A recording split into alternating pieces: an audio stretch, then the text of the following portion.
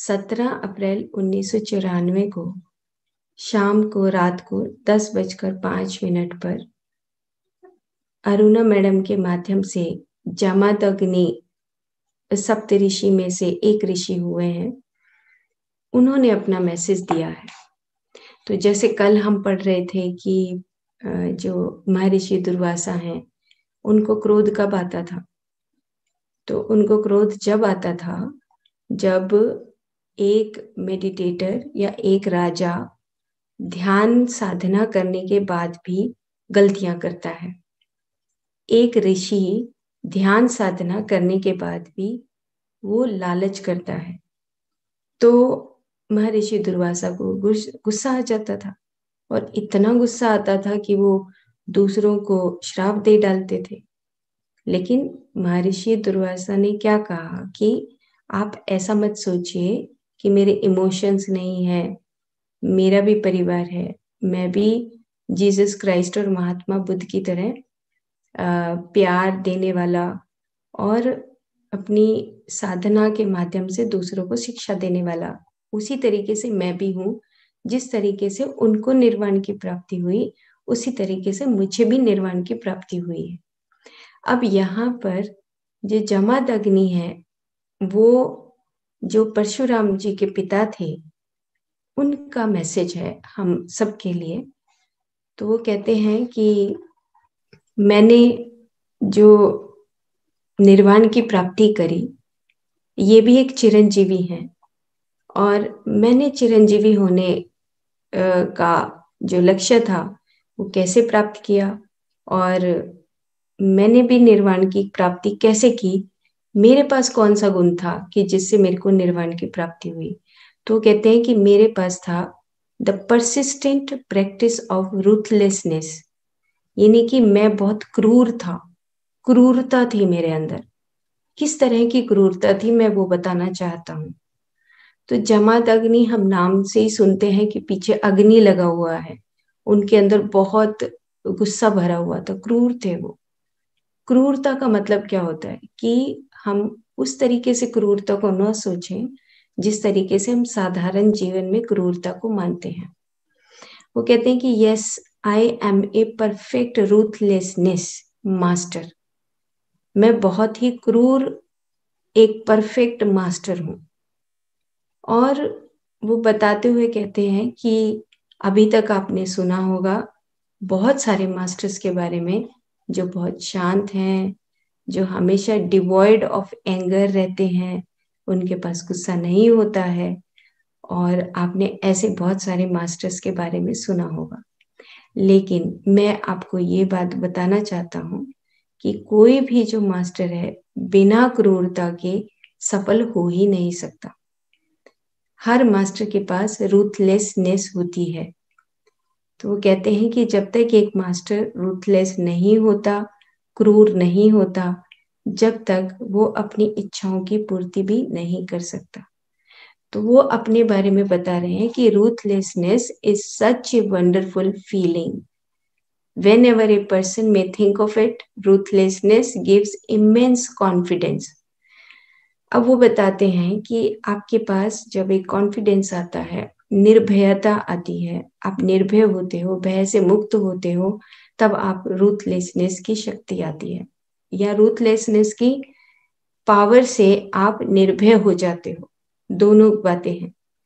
तो जैसे अब मान लो उदाहरण के तौर पे हम मेडिटेशन करते हैं, घर में हमारे जो परिवार के सदस्य हैं वो कई बार बोलते हैं, इस छोटी सी उम्र में लग गई तू ध्यान करने के लिए, क्या जरूरत थी तेरे को ध्यान करने की।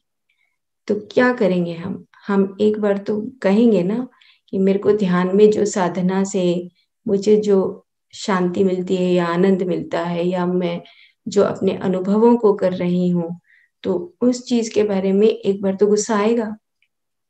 एक बार तो कहना पड़ेगा अपने परिवार वालों को कि मैं जो कर रही हूँ मैं सही कर रही हूँ, आपको जो करना है आप कर लो।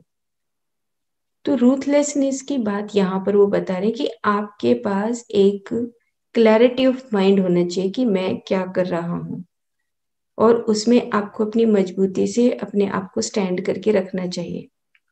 तो बताते हैं कि मेरे पास जो शक्ति थी वो सिर्फ यही थी कि मैं बहुत ही बहुत बहुत क्रूर एक मास्टर हूँ। क्रूरता, रूथलेसनेस, मेरे पास एक रफनेस, मैं बहुत ही हार्ड तरीके से बोलने वाला एक मास्टर हूँ। अब वो कहते हैं कि मेरे जीवन का एक उदाहरण मैं आपको बताता हूँ कि जो मेरा बेटा है परशुराम, वो किस तरीके से उनको एनलाइटनमेंट हुआ, मैं उसके बारे में आपको बताता हूँ। तो वो कहते हैं कि जो अपनी उनकी जो पत्नी है, उनकी पत्नी का नाम, जो जमदग्नि है, उनकी पत्नी का नाम रेणुका है। और रेणुका का जो मंदिर है, हम देखते हैं कि कैथल के पास एक रेणुका टेम्पल है, जो देवी माँ का टेम्पल माना जाता है, जो परशुराम जी की पत्नी का टेम्पल है वो। तो वो बताते हैं कि उनका जो बेटा है, उनको, वो बहुत ही शरीफ था, बहुत काम शांत स्वभाव का था जो परशुराम है।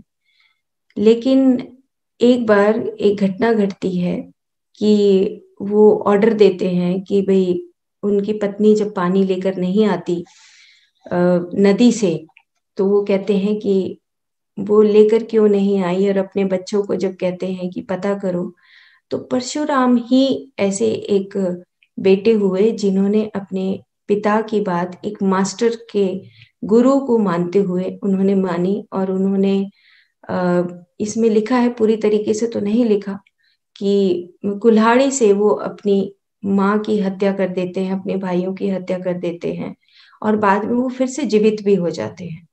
तो वो ये कहते हैं कि मेरे जो बेटा है छोटे वाला परशुराम, उनको ये शक्तियां मैंने तभी दी थी जब उन्होंने मेरी बात को माना था, एक विश्वास करते हुए।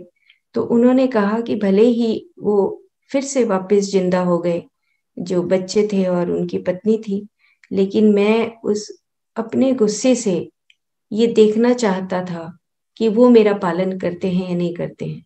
तो सिर्फ एक बेटे ने, छोटे वाले ने, परशुराम ने उनका पालन किया। तो वो ये कहते हैं, peace does not exist without war, कि जो शांति है वो बिना वॉर के नहीं आती है। तो ये इसमें बताया गया है कि जो रूथलेसनेस है, मैं उसकी हर रोज प्रैक्टिस करता था कि मैं कितना क्रूर हो जाऊं जिससे कि दूसरे को एनलाइटनमेंट मिल जाए। तो जो परशुराम को जो एनलाइटनमेंट मिला, वो सिर्फ मेरी रूथलेसनेस की वजह से ही मिला, तो वो बताते हैं। तो इस प्रकार से वो कहते हैं कि मैं एक परफेक्ट रूथलेसनेस मास्टर हूँ। और मैं पढ़ रही थी इनके बारे में थोड़ा डिटेल विकिपीडिया पे, तो इनके पास एक कामधेनु गाय भी थी। तो कामधेनु गाय किसके पास हो सकती है? जो एक सप्त ऋषियों में से एक ऋषि थे, जमदग्नि, जो हमें मैसेज दे रहे हैं।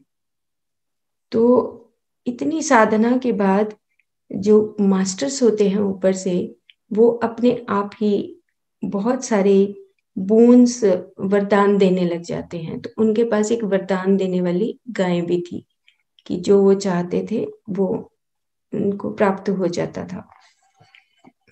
उसके बाद फिर वो बताते हैं कि अगर आप मेरे से शिक्षा लेना चाहते हैं और कभी मेरे को कॉल करना चाहते हैं, तो मैं तो आपको एक ही शिक्षा दूंगा, वो है रूथलेसनेस, कि आपको अपने हार्ड कोर भी होना चाहिए ताकि आप अपनी स्पिरिचुअल पाथ पर आगे बढ़ सको।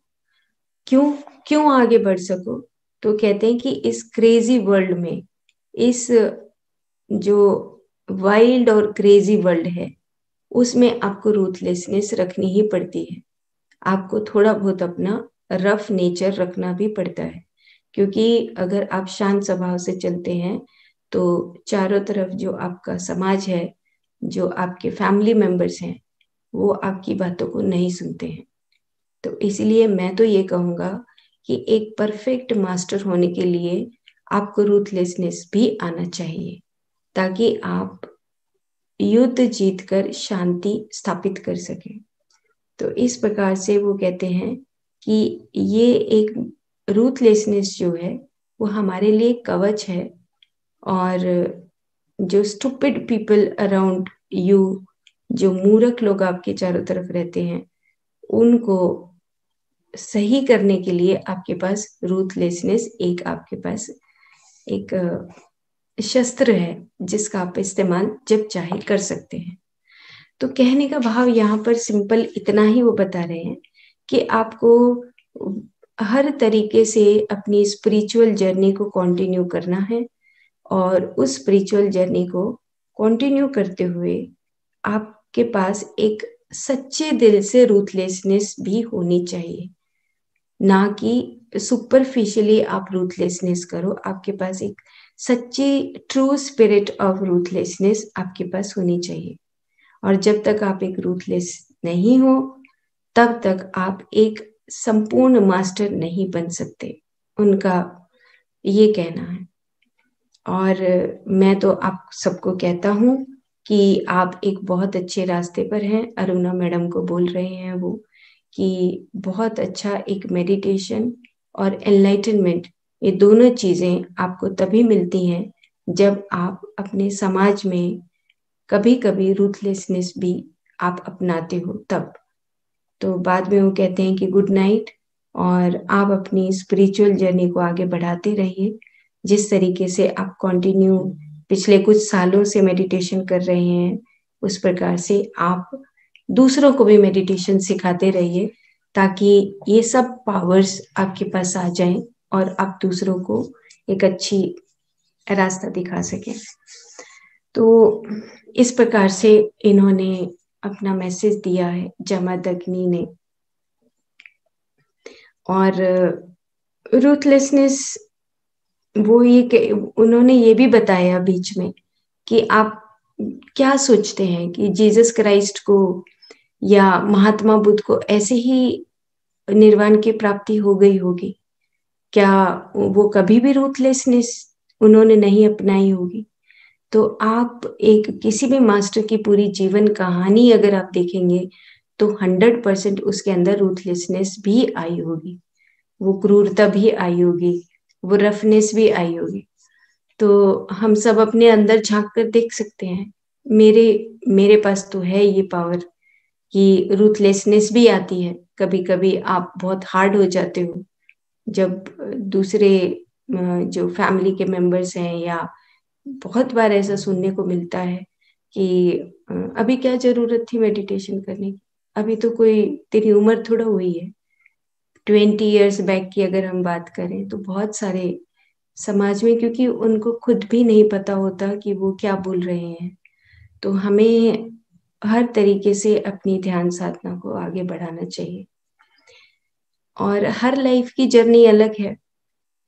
रूथलेसनेस भी हो सकता है कि एक, जिस तरीके से महर्षि दुर्वासा बता रहे हैं, जिस तरीके से जमदग्नि बता रहे हैं, और इनको एक प्रजापति माना गया है।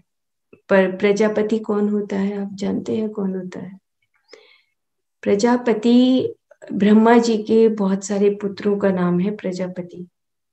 और पुत्रों का नाम ऐसे है, मतलब अगर हम इसको साइंटिफिकली समझें तो जैसे एक पेड़ है, वो एक बीज से एक पेड़ बनता है, और वो जो पेड़ है उससे हजारों हजारों बीज निकलते हैं। एक बीज से एक पेड़ बनता है, और उस पेड़ से बहुत सारे बीज उत्पन्न होते हैं। सेम इसी तरीके से एक मास्टर से बहुत सारे मास्टर्स जब पैदा होते हैं, बहुत सारे मास्टर्स बनते हैं, तो उनको बोलते हैं प्रजापति। जैसे सर्व आत्मा, इसी तरीके से अगर हम स्वयं में एक प्रजापति बनना चाहते हैं, प्रजा नहीं बनना चाहते हैं, तो प्रजापति बनने के लिए आपको खुद अपने अंदर वो साधना बढ़ानी होगी। उस साधना बढ़ाने के बाद आप बहुत सारे मास्टर्स को बना सकते हो। जैसे कि पत्री सर हैं, खुद मास्टर हैं और बहुत सारे मास्टर्स बना रहे हैं, वो होते हैं प्रजापति। प्रजापति के साथ प्रजा होती है। तो हम बोलते हैं कि we are the creators, we are the co creators. हमेशा जब हम किसी को बोलते हैं, तो आप सब को क्रिएटर्स हो, क्योंकि अब आपके माध्यम से बहुत सारे लोग मेडिटेटर बन रहे हैं, मास्टर बन रहे हैं।